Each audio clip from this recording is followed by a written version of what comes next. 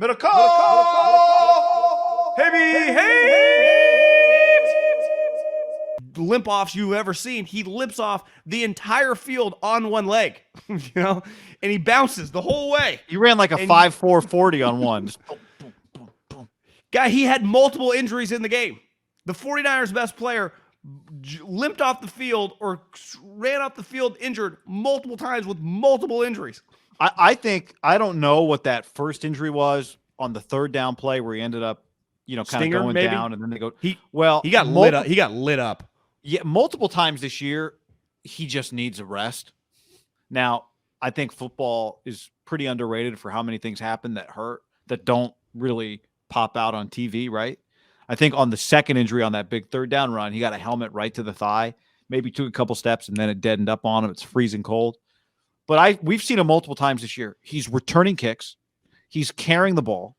He's a decoy on like every other play that he doesn't get the ball on. So he's blocking. We saw multiple times him blocking. He's catching the ball. He's running 100 miles an hour. He's getting hit from every angle, holding on for dear life as they try to strip the ball. So I think he gets absolutely gassed. Like he gets pushed he is climbing Mount Everest, pushed to the limit, his body.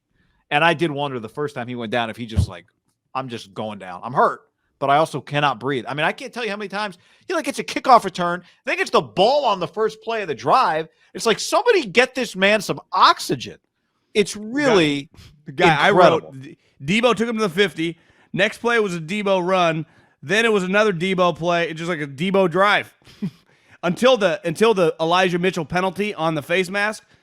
Deebo had like 4 straight plays, including the kickoff.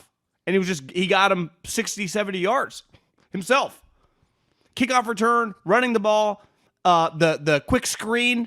They gave him a quick screen. He was going Michael Jordan. Like I think sometimes we can hype up a player. Like I don't think it can be overstated how dominant this guy's been down the stretch. And now, granted, no one's arguing that. Like everyone is in agreement. Part of it is it's just all their games now have been primetime games. They've played the Tennessee game. That was the night game, or that was the Thursday night game. Then the Week 17 game against the Rams was the national television Fox game that mattered the most. Then obviously the playoff game and this one, and he's had the other moments against all those teams. But he's now had 4 primetime games where it's just been, this guy's the best player on the field, and he's doing fucking everything. Slants, runs, kickoff returns, limping to the sideline, and then like kind of shaking it off and going back in. And then his videos are going viral of him screaming at Kyle like, Kyle, throw me the ball, Kyle. I love it when a player calls a coach by his first name. I know. I think you're talking about the first drive of the second half, right? Where he returns the kick to the 50. Then the 2nd and 5, he gets 4 yards on a toss. Then he gets the receiver screen, which it looked like it was going to get tipped. There's traffic everywhere. Somehow he snatches it, runs for 17 yards. Then they hand him the ball. He runs for 5. Then the next play was Mitchell's first down run. Probably Deebo gets the ball again after that if it wasn't for the offensive face mask. But then he actually got them. He got them 3 points. He got them 3 points. Though. Well, yeah, 3rd and 5, he takes the screen and they're able to kick a field goal just because he picked up 5 yards. I mean, they probably would have kicked the field goal anyway, but and then that was the play he got hurt on. He got him down to the 12-yard line. So it really is like watching a Division IV high school game. Where it's just one guy does everything for the team. Everything. Yeah, except it's the NFL, and he's not the only guy that does stuff for them, but it sure feels like sometimes that he does. Well, it's like if you didn't watch this game, and this is why you can't box score scout. I don't think you can box score scout sports, especially big games. You can't because you have to watch it. He had 3 catches for 44 yards. He had 10 carries for 40 yards. And, he had the return for 45 yards. He had multiple returns, but, the one return was the big one, right? 45 yards. Like, that box score does not do what I witnessed justice. they would not, even with the special teams plays, like, they're not in the game without him. They lose. Like, they lose 10-0. They just lose 10-0. It's just, he put them on his back. How many total yards of offense did they have? Well, they had 130 yards. Jimmy threw for 130 yards, and they had 100 yards rushing, so they had 237 yards. Now, do you minus the sacks? I'm just looking at the Oh, okay. I just by those numbers, he had 35% of their yards in the game. total yards. They had 212 yards because I guess you minus the sacks, right?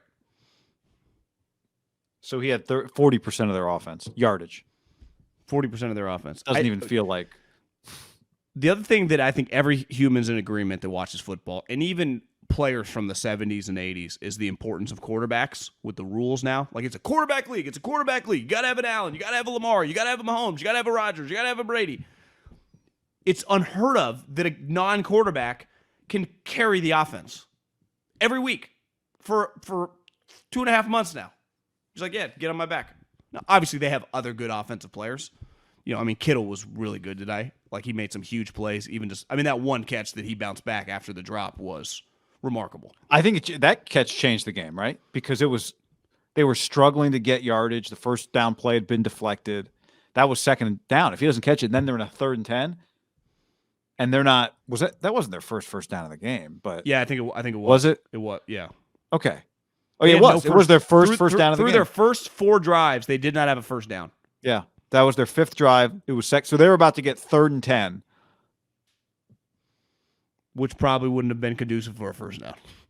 Now, Jimmy ends up throwing the pick anyway, but, on that drive. I didn't think when Jimmy did his Tony Romo scramble, I had faith that when it left his hand, I'm like, this is going to be badass. No! Back to Deebo. The other thing about Deebo, like, he's the guy that leads him out of the locker room with Trent Williams. That's the other part of Deebo Samuel, right? And Jimmy seems content. Jimmy's the next guy in line. But Deebo and Trent Williams lead the way. And you're right. He kind of, if you can't have explosive plays down the field in your pass game, then how does your offense get explosive plays? Because what is hard to do if you can't throw the ball down the field? Then it's even harder to run. If you can't throw the ball down the field, if your quarterback doesn't make the defense uncomfortable, then how do you ever get explosives? Well, they get explosives a variety of ways. Shanahan's one of them. But it's just getting the ball to Deebo. He runs through traffic at an incredible speed.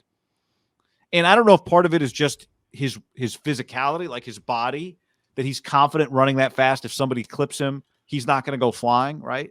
It's dangerous to run in space. It's dangerous to run in a confined space really fast if you're small. You get hit really hard.